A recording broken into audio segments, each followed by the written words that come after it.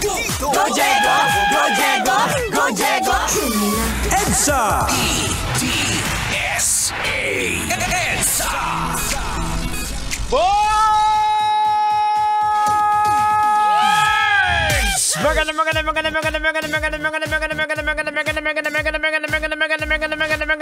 Magandang gabi!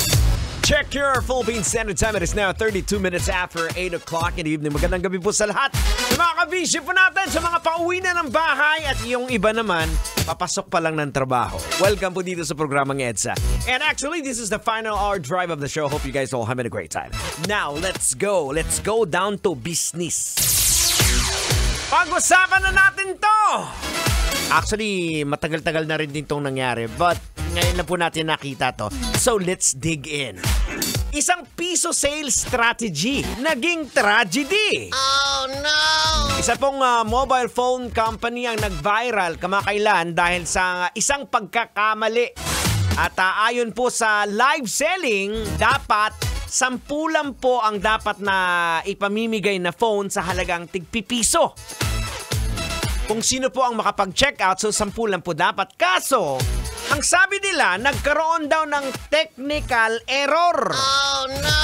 Sa pag-upload, na dapat 10 units lang, ang na-upload ay 6,500 units! Wow!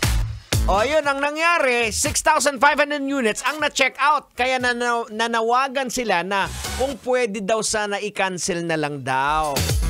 Yung mga nakapag-check out ng item at magbibigay na lang daw sila ng freebies. Oh no! Now mga kabisyo, hindi na patatagalin natin to.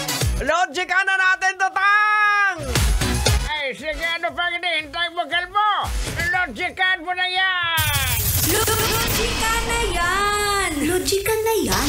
Alright mga kabisyo, logican na yan. Anong leksyon ang ating mapupulot? Anong aral ang ating madudukot? EDSA! Boards! Kailangan pa bang i-memorize yan? Basic po ang iba't ibang strategy ng mga nagninegosyo ngayon. Isa na po dyan yung tinatawag nating piso sale, di ba?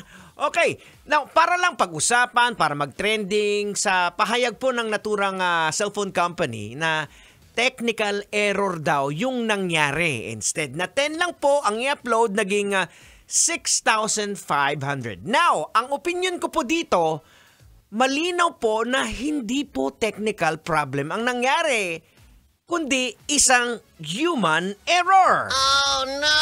Diba? Kasi meron pong nag-upload eh. So, hindi po system ang problema. Ibig sabihin, may nag-upload. Eh kung wala sanang nag-upload, kung halimbawa, ilang units lang yung ibebenta na piso sale, tapos biglang naging 6,500 units ang na-check out. Yun po masasabi nating technical error.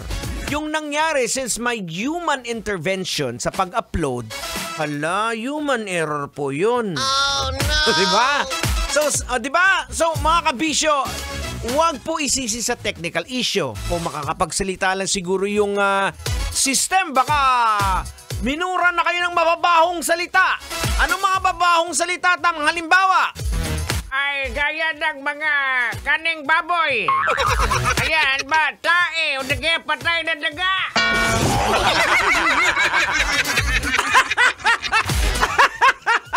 Ay, nako. Now, mga kabisyo, logican po natin, ha. Ang isang cellphone company po ay nagsabing technical error ang dahilan kung bakit umabot sa 6,500 units ang na-upload at na-check out sa halagang piso sa halip na 10 units lamang. Maaari pong ito po ay possible na dulot ng human error o di kaya posibleng software bug.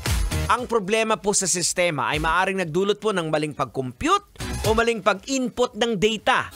Posible rin pong nagkaroon ng miscommunication sa pagitan ng department o hindi wastong setup ng promotion na nagresulta po ng sobrang dami ng units. Parang walang din yung pinagkaiba, boards, noong minsan nalasing ka sa inuman nyo ng tropa nyo at tinext mo yung chicks mo. O anong nangyari, Tang? Sa sobrang kalasingan? Ay, sa sobrang kalasingan, na-send mo yung message mo sa misis mo, hindi sa chicks mo, patay kang bata ka.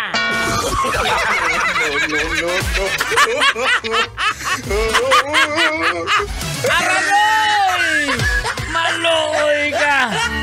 Guys, I'm ready to say goodbye. Coming up next, Rocketeras, Rocky's Secret Files. Susunod na! Ako po si Diego Bandido na laging nagpapaalala po sa inyo on whatever you do it all for the glory of God. Kailangan pa bang i-memorize yan? Basic!